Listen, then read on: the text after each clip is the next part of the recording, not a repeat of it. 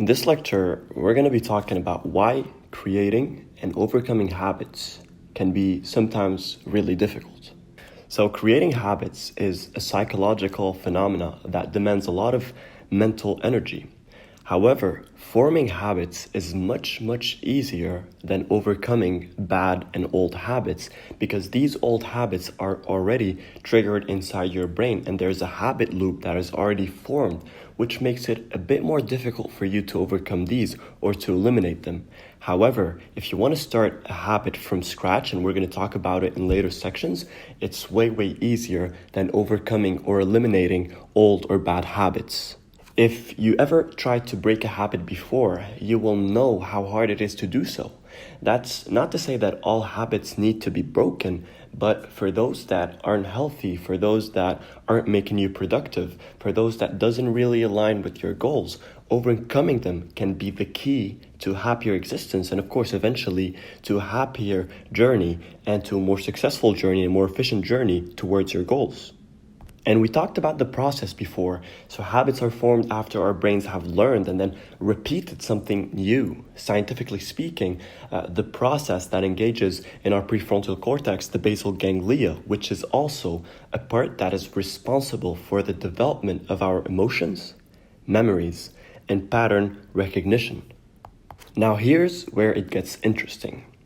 As soon as a behavior becomes automatic, as soon as you turn this behavior into an actual habit, the decision-making part of your brain will stop responding.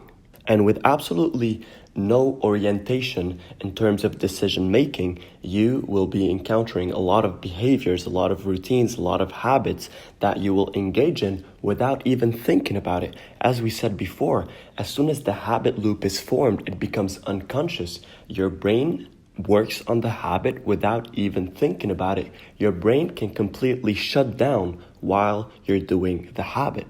So that system in your brain that will help you decide between going for a run or taking a cigarette, this system that will help you decide between eating a burger or eating avocados and eggs is completely shut down. So you're working on autopilot with a habit or a behavior that is already established and that is toxic. Now, in that case, there's nothing in your brain that is working to prevent this habit from happening over and over again because it's automatic and your decision-making system is dead. Your brain is completely shut down while you're doing this habit, and then you find yourself not able to overcome the habit without even knowing why, when in fact, psychologically speaking, you can't just say, I'm going to overcome this habit without having to put a lot of mental effort, a lot of mental energy, and a lot of willpower into it. Because our minds don't always function in the best way possible. Sometimes, whether you know what you have to do or not, you can't make yourself change this repetitive behavior. You can't seem to control your mind. A lot of people are aware of their bad habits, but they can't seem to be able to control it, even though they want to get out of it. They want to stop this habit. And every single day they say to themselves, this is a bad habit. If you have a habit that you want to change, you've probably been saying to yourself that this is a bad habit that you need to change for a while. And you figured out that you can't really change it because even though to an extent we control our minds, when it comes to certain systems, psychological systems in our brains, including the habit loop, it is not as easy as just saying, I'm going to take a decision not to ever do this again, or I'm going to take a decision to switch from this habit to that habit. Now, it's possible if the habit is not too complex, if it's easy and it doesn't demand a lot of mental toll and mental energy and a lot of willpower and motivation, you might be able to change the habit quickly. But most cases, when the behavior became a habit, it's not as easy as just taking a decision to change the habit. You need to take a decision to start a system that can help you change these habits. Because eventually, there are three main factors that can influence you changing habits and turning it into another habit or just eliminating it. First is willpower.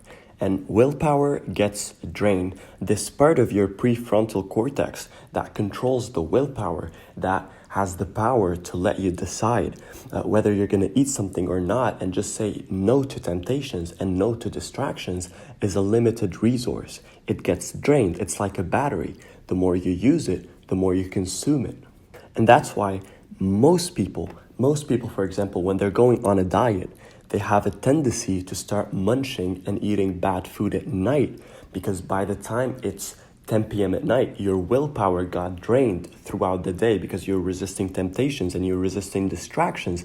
And now at 10 p.m., your willpower is so drained that you can't even resist not ordering a pizza and eating bad food that you're not supposed to do, or food that is not part of your diet.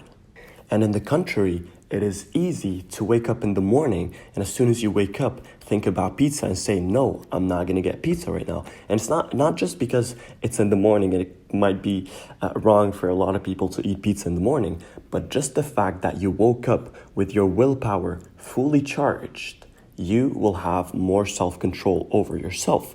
However, if you go through a night where you have really poor sleep quality, the fact that you're tired, you feel like you don't want to do any work, you feel like you can't do any work, you can't do anything, you can't focus, has a lot to do, of course, with how much rest you got, but also it has a lot to do with how much did your willpower get recharged during this night.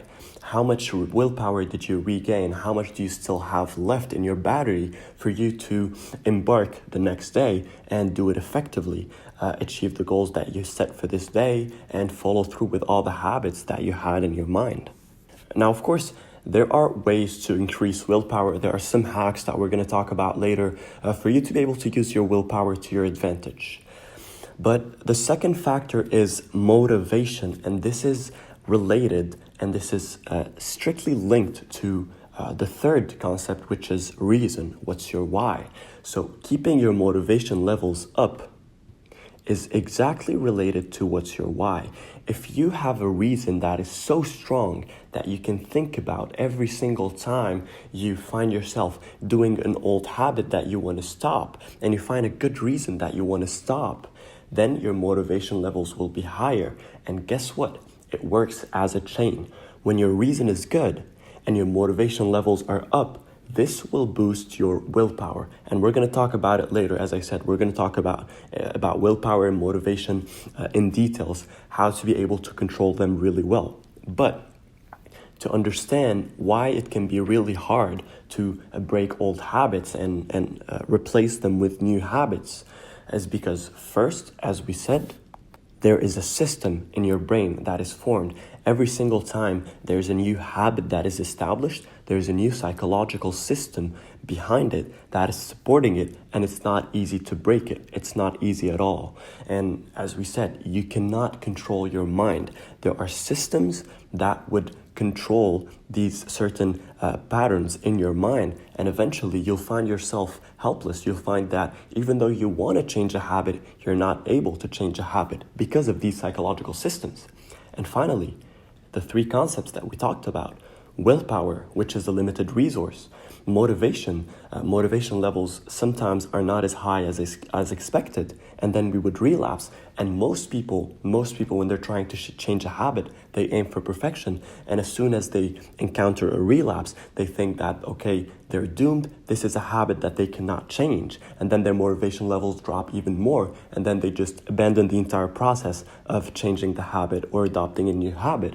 And finally, of course, your reason. Some people want to change a habit, but they don't have a reason behind it. They just want to change it because they want to change it. And guess what?